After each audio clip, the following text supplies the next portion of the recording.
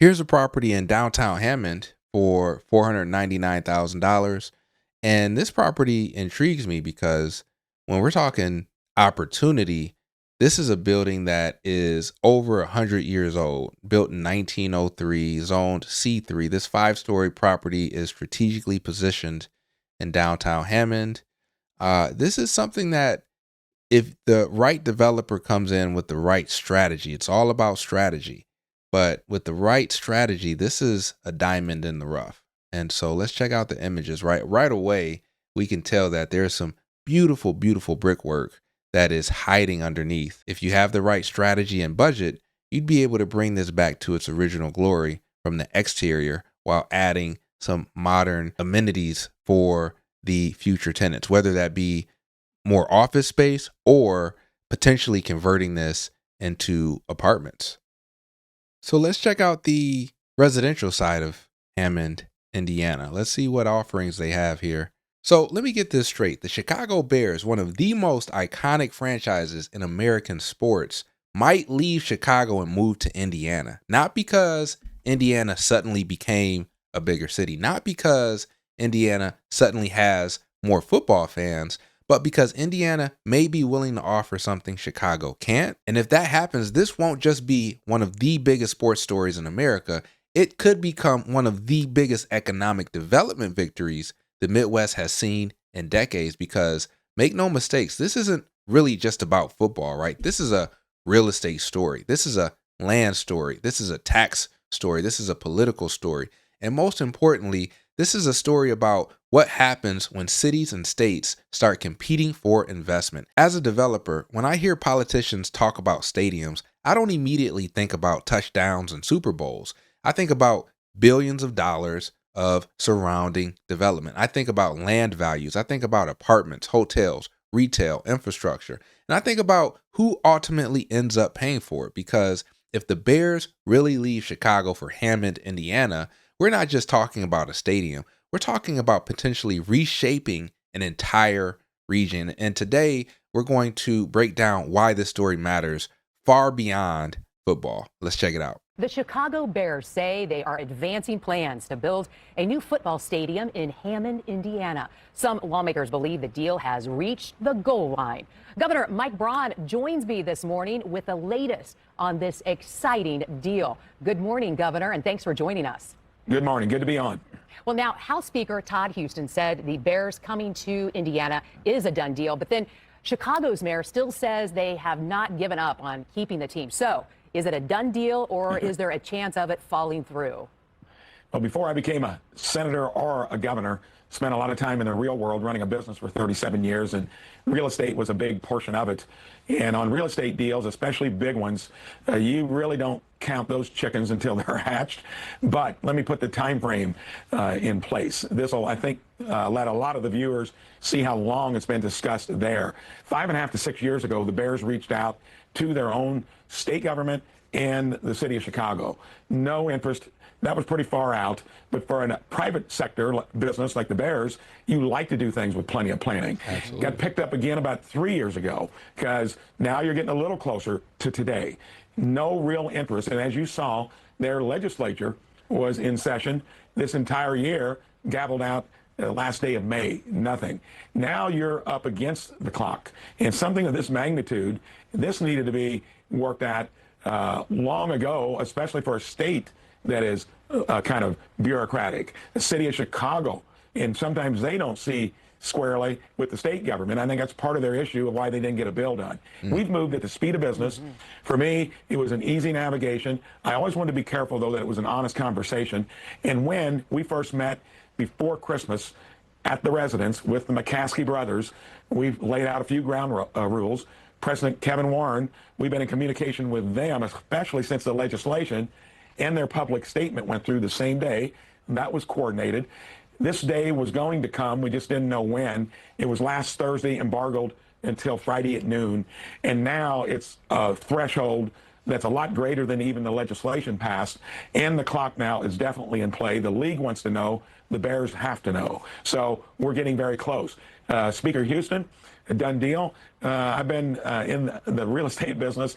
Like I said earlier, we are real close. That was a big day on Friday when it hit the news publicly. Now, that done deal statement from that politician, to be honest, whenever politicians start calling something a done deal before contracts are signed, I immediately become a little bit skeptical because as a developer, I've watched projects die at the 1 yard line countless times. I've seen financing disappear, interest rates spike, construction costs explode, political leadership change, community opposition emerge, right? Nothing is a done deal until people start pouring concrete. Now, with that said, I actually think Governor Braun's answer is a lot more credible than the quote unquote done deal narrative, right? Experienced business people know the closer you get to closing, the quieter you get. But there is a chance that this deal could fall through, right? However, the difference here is that for the first time in years, Indiana appears to have leverage. And that's because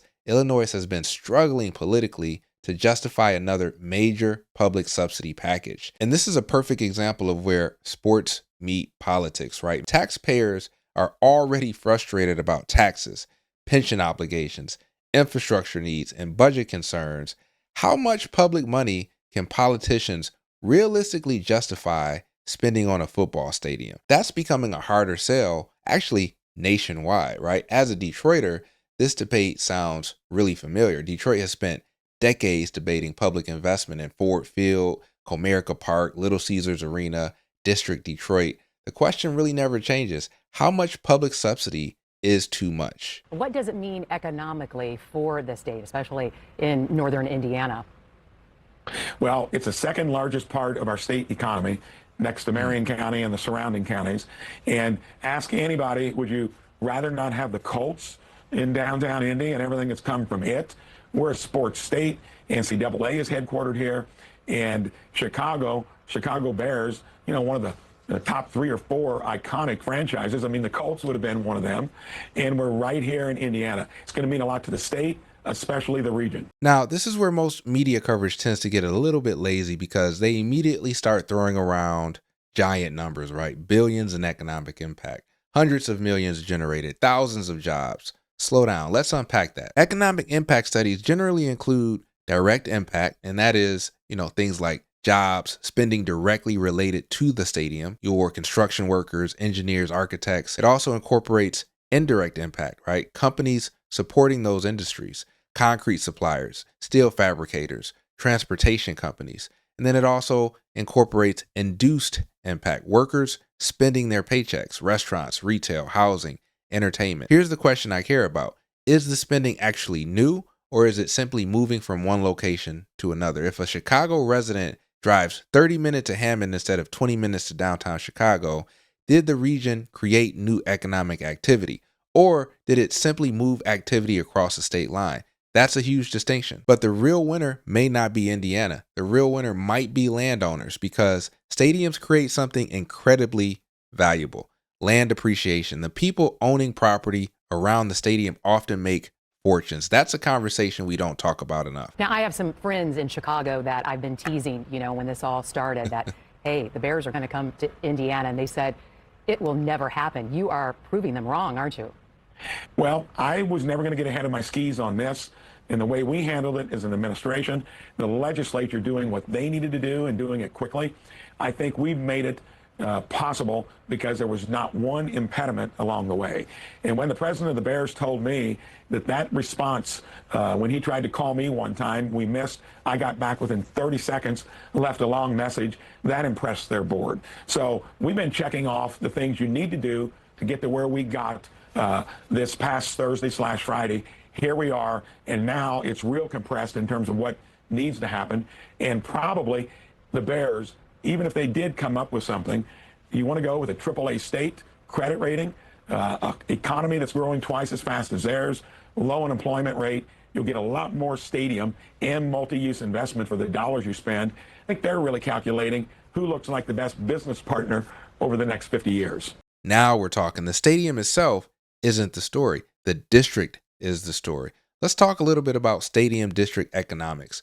Modern stadiums are no longer standalone buildings. Developers are now building apartments, hotels, retail, restaurants, entertainment venues, offices around the actual stadium. Why? Because football only happens a handful of times a year, 10, 12 games maybe, right? The real money comes from activating the area 365 days a year. Think about the Battery Atlanta, Titletown, LA Live. The stadium becomes the anchor tenant, but the real estate becomes the business. Honestly, this is why the Bears likely care so much about the new site. It's not about having a newer scoreboard. It's about controlling surrounding development. That's where billions can be created. And it's not that far from Chicago either.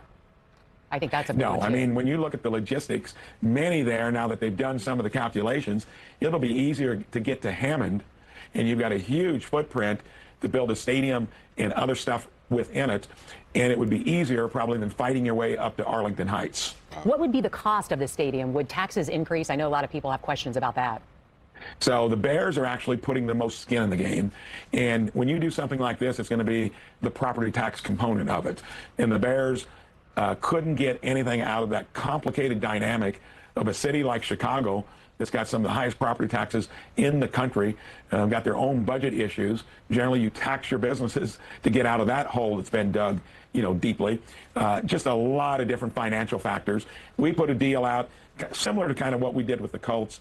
We'll benefit with a ripple effect of economic development to where it'll overcome all of that. Now we've reached the most important question in the entire interview. Who pays? Because somebody always pays, right?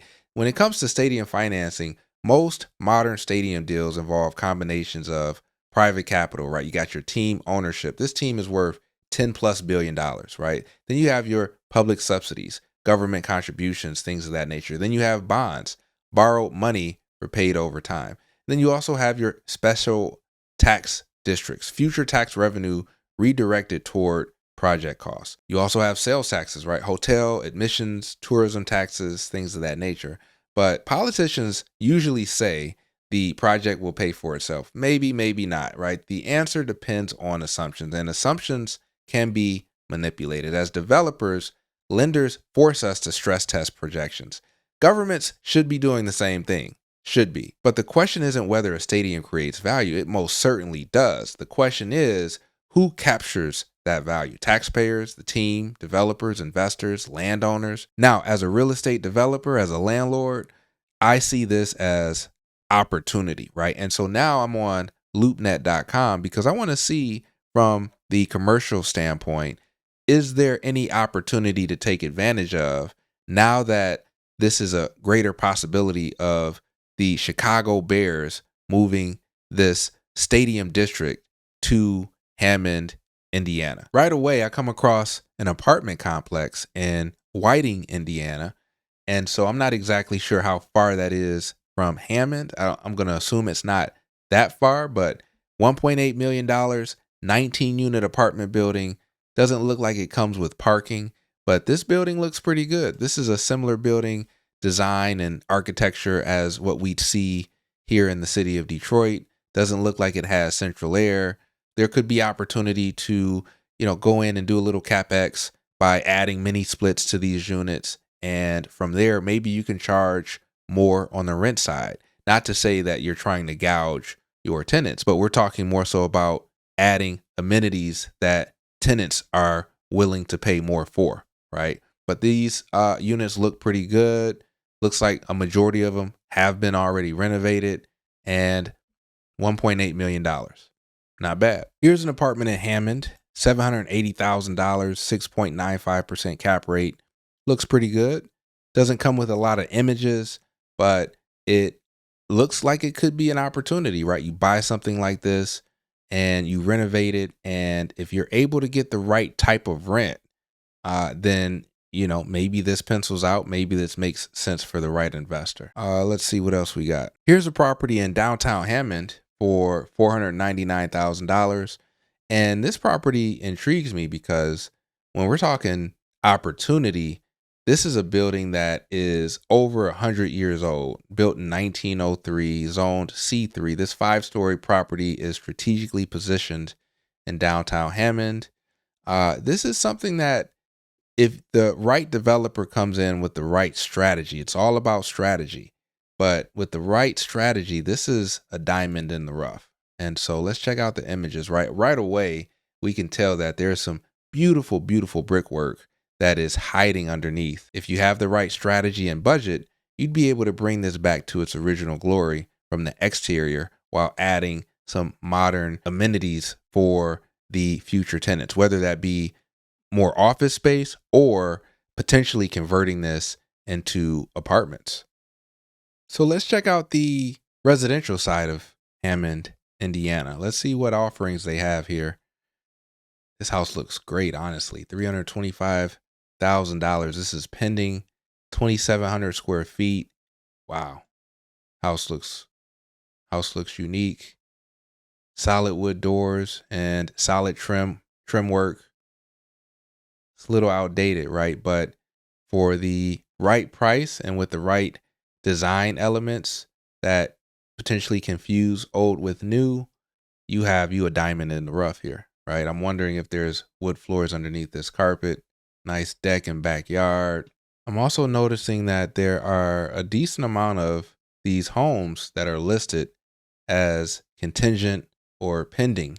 And so my assumption is that the word has gotten out and more people are looking into this market, buying up real estate for the opportunity that is coming. Now, the more I look at this story, the less I think about the Chicago Bears. I think it's about something much bigger. It's about how cities compete in 2026 and beyond. It's about whether economic development is won through incentives, infrastructure, land control, and political will. And honestly, if Indiana pulls this off, it may go down as one of the biggest economic development victories in the modern Midwest. But here's the catch. A stadium opening day is easy. Creating a thriving district around it for the next 30 years, that's the hard part. Thanks for listening to me ramble. Would love to know your thoughts in the comment section below. I also have a Patreon community. Link is also in the description below. And that's where we talk real estate development, entrepreneurship, and that gives us an opportunity to get a little bit more low level about these types of topics. So hopefully I am able to welcome you there as well. But until then, I'll see you in the next video.